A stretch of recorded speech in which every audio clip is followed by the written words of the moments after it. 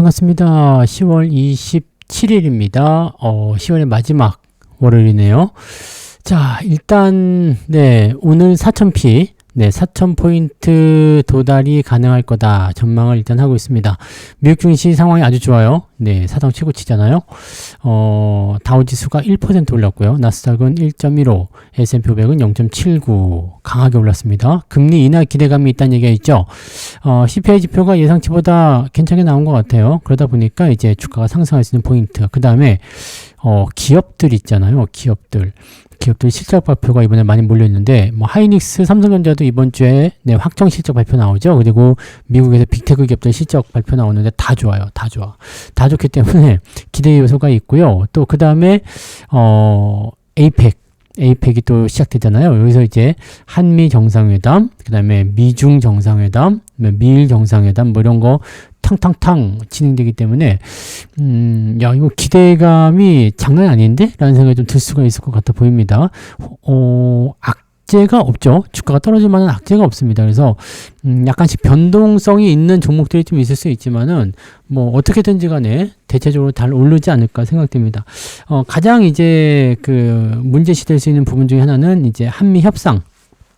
그에 따른 관세 이런 이야기인데, 협상이 이번에 된다고 해서 바로 결정 나는 건 또 아닐 겁니다. 그렇지만 뭔가 이제 기대 요소가 있다고 한다면 충분히 올라갈 수 있겠죠. 그래서 특별하게 지금은 방산주 쪽 제외하고는 특별하지 않죠. 특별하지 않고 은행주 쪽 움직임들이 조금 소원하는 모습이긴 했는데 KB금융이 이번 주에 실적 발표하는 걸로 알고 있습니다. 그래서 실적 발표가 어떻게 나오는지 실적은 좋죠. 실적은 다 좋아요. 그래서 이제는 자금이 계속 순환하는 그런 형태로 움직일 거기 때문에 그런 포지션들만 좀 잘 쫓아다니면 되지 않을까 생각합니다. 어떤 게 확 올랐다고 해가지고 또 그쪽에만 집중하지 마시고 그 자금이 돌아오게 되면 지금 안 올라온 종목이 또 확 올라가는 그 형태가 나타나게 될 겁니다. 그런 부분들이 있고요. 그 다음에 트럼프하고 북한하고 또 협상한다 그런 얘기도 나오잖아요. 그러니까 그런 여러 가지 이야기들이 지금 나오고 있다라는 것을 참고해 주시면 되겠습니다.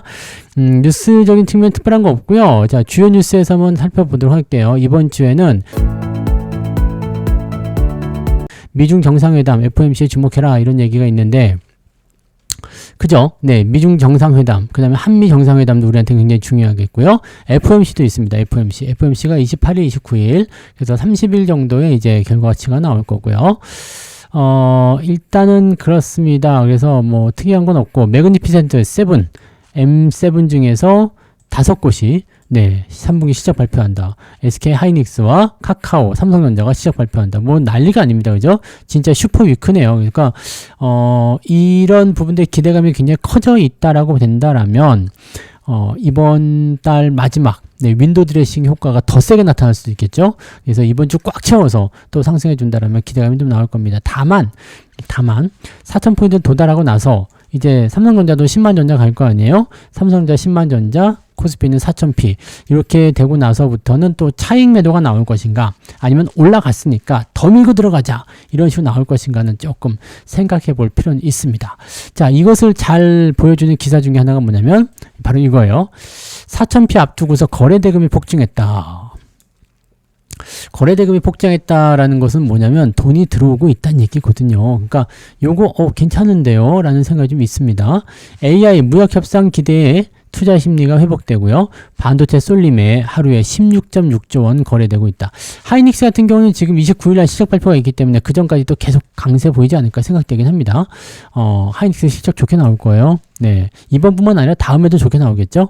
그래서 그런 부분인데, 하이닉스를 근데 조금 경계하는 이유는 그동안 외국인들의 매도가 계속해서 나왔던 부분이 좀 있고, 또 그 다음에 지금 현재 하이닉스의 지위를 이제 내년도 상반기가 지나가게 되면 위협받을 수도 있다라는 부분들, 또 주가도 그동안 많이 올랐다는 이야기들 등등등이죠. 거의 비하면 삼성전자는 똑같이 실적이 증가할 것으로 전망되고 있지만 얘는 아직 주가가 오른 게 없기 때문에 삼성전자가 조금 더 괜찮은 편이다라고 볼 수는 있겠죠.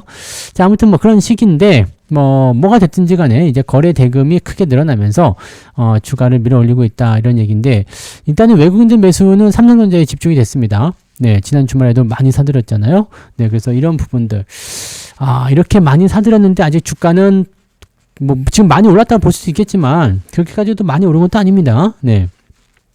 그래서 정말 이제 이 매집이 진행된 상태에서 진짜 실적이 나오게 된다면 지금보다도 훨씬 더 많이 올라야 되겠죠. 물론 대형주들은 상승에 제한이 걸립니다. 그래서 대형주들에 대한 이야기들은 제가 항상 말씀드리지만 대형주들은 안정적이고 잘 올라가는 모습이 있지만 또 리스크도 적지만 상승률이 적다. 그래서 어떻게 하라고 했죠? 비중을 많이 실어라. 다른 종목보다는 뭐 2배, 3배 정도 더 많이 사라. 그러면 다른 종목이 50% 수익 났어. 근데 이 종목은 한 20%만 수익 나더라도 3배 정도 더 사면 60% 수익이기 때문에 오히려 조그만 거 조금 사는 것보다 대형주 많이 사가지고 수익 내는 게 훨씬 더 이득이다. 그것이 포트폴리오를 키우는 방법이다. 말씀드렸잖아요.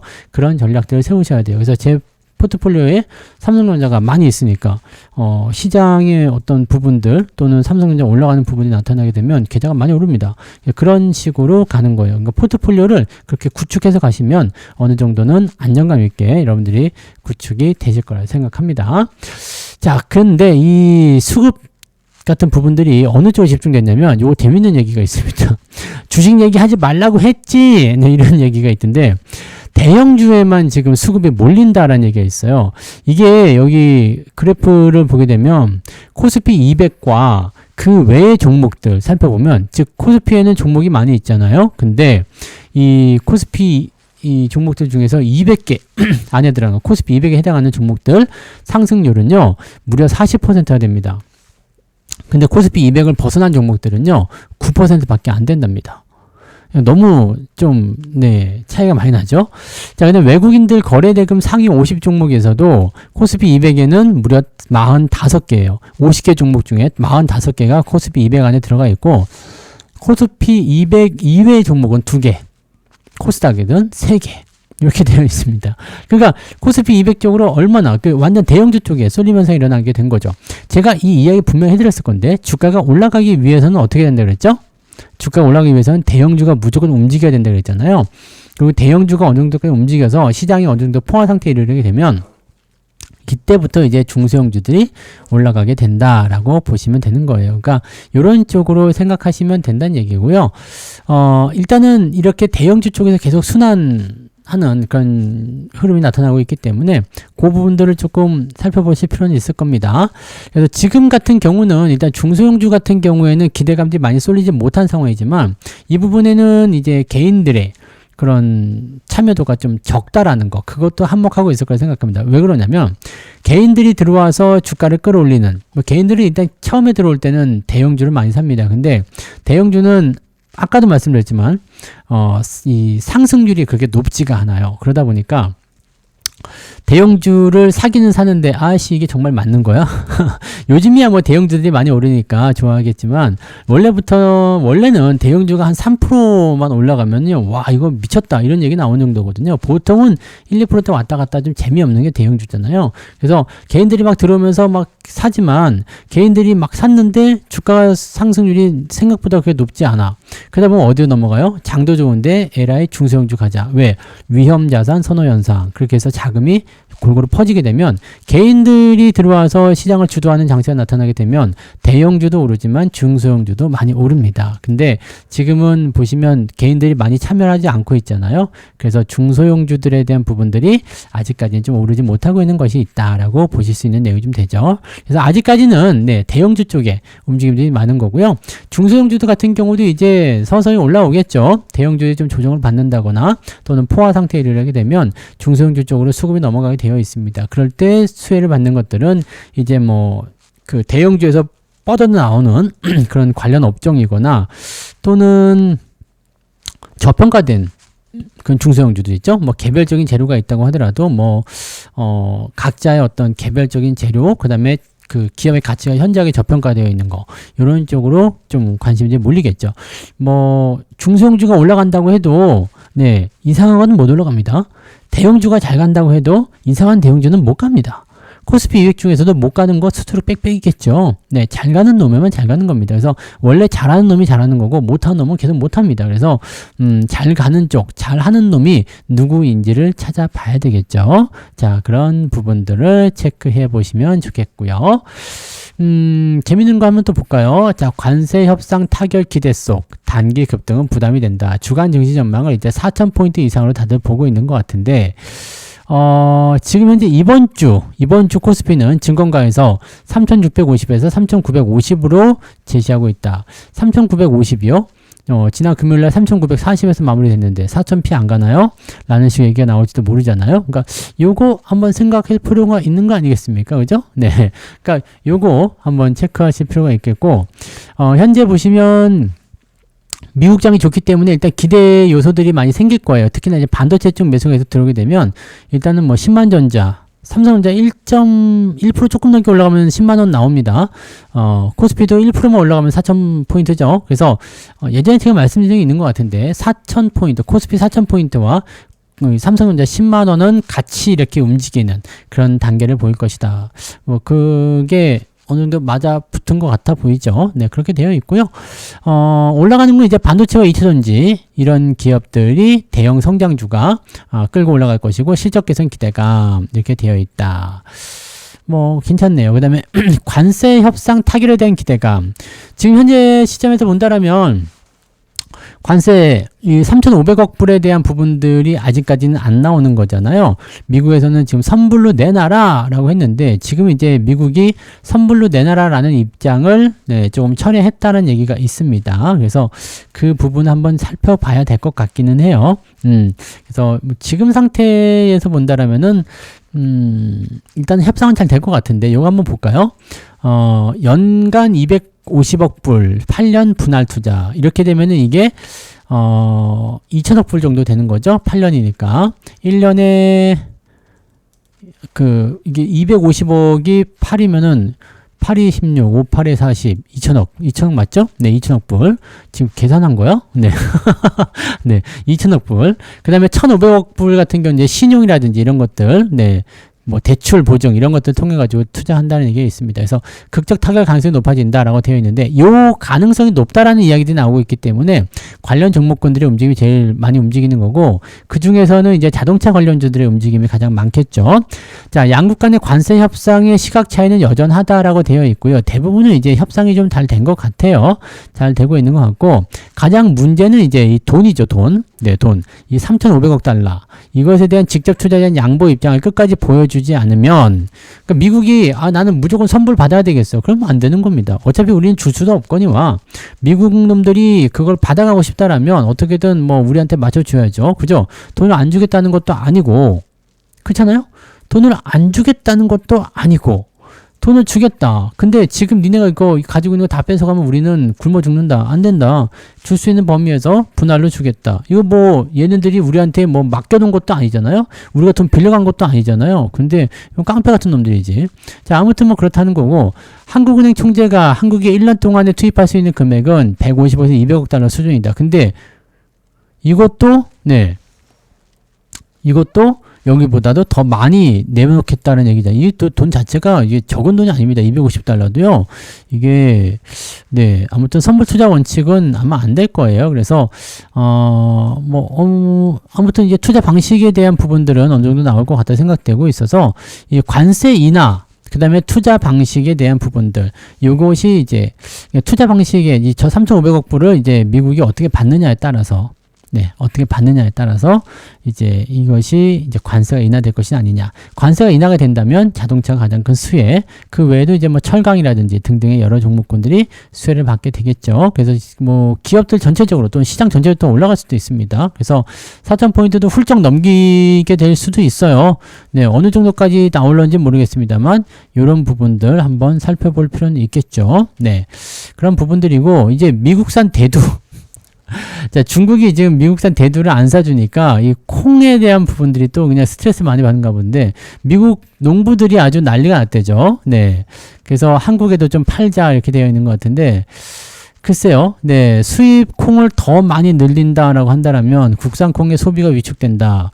정부의 비축 수매 부담이 커진다. 뭐 등등등등. 우리나라한테 와서 이제 니네가 좀 사라 뭐 이렇게 얘기하는데 지들이 중국에다 잘해서 팔면 되는 거지. 자, 근데 이번에 미중 간의 무역 협상이 있으니까 그때 또 여러 가지 잘 되면 콩 수입을 중국이 또 다시 해주지 않을까 싶은 생각도 좀 있기도 하고요. 복잡스럽습니다. 그래서 어떻게 될지 아직은 잘 모르겠는데 제 생각에는 우리 입장에서는 뭐 그냥 관세 물지 뭐 관세를 무나 3,500억 달러를 내놔 뭐 그게 그걸 것 같아요. 그래서 버텨도 상관없을 것 같고 미국 입장에서는 돈을 못 받는 거죠. 네. 돈을 못 받습니다. 그리고 관세 같은 경우 자동차 너무 걱정도 하시는데 미국에서 만들어서 미국에서 팔면 됩니다. 지금 그렇게 하고 있잖아요. 생산 능력이 계속 커지고 있는 상황이라서 너무들 걱정하시는데 자동차 걱정하실 필요는 사실 그렇게 크지 않습니다. 네.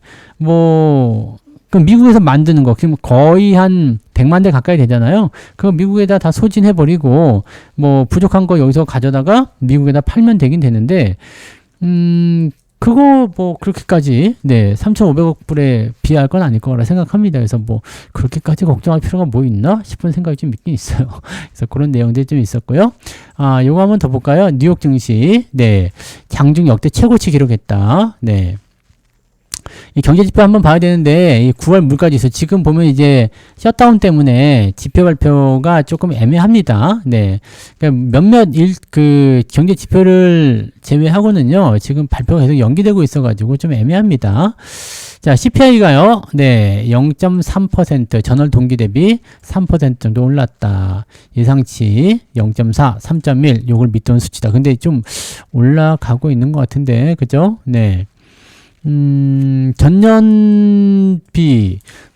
전년 동월 대비해서는 3% 상승, CPI가 3% 나왔다는 것은 물가가 좀 올랐다는 얘기잖아요. 그럼에도 불구하고 예상치보다는 좀 낮게 나왔기 때문에 금리 인하할 것 같다 생각되네요. 그래서 지금 10월달, 이번 주에 있는 FOMC하고 이제 12월 달에 있는 FOMC, 여기에서 이제 금리 인하 두 차례 다 할 것이다. 거의 98.5%라고 나왔네요. 그럼 뭐 그냥 금리 인하 한다 봐야 되겠죠. 자, 금리 인하를 이번에 하고 12월 달에 또 한다. 12월 달에 FOMC에서는 점도표가 발표가 됩니다. 이제 내년도 이제 다음 해에 이제 금리가 어떻게 될 것인지에 대한 이야기를 하게 되거든요.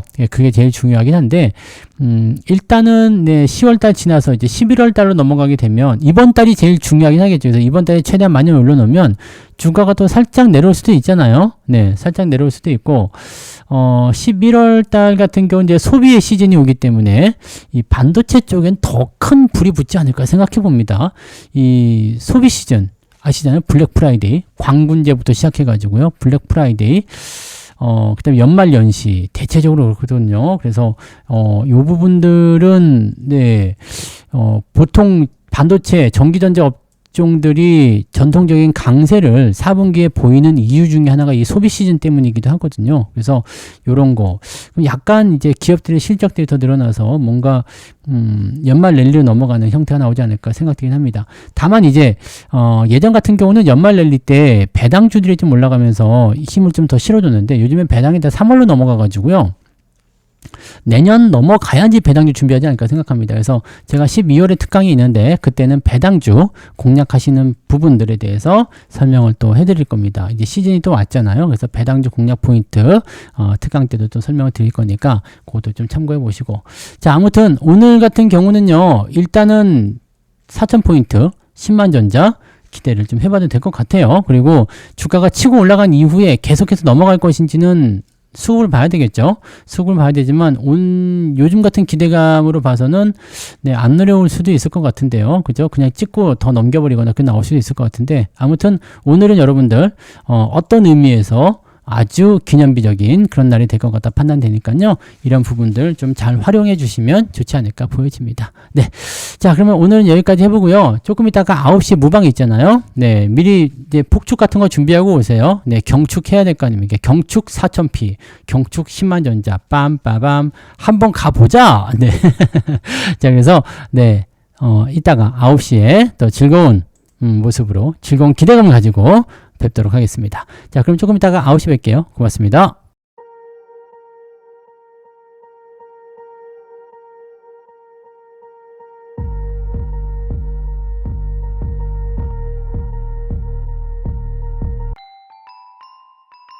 본 방송에서 제공되는 모든 정보는 투자 판단의 참고 자료이며 투자의 최종 책임은 본 방송을 이용하는 본인에게 있습니다.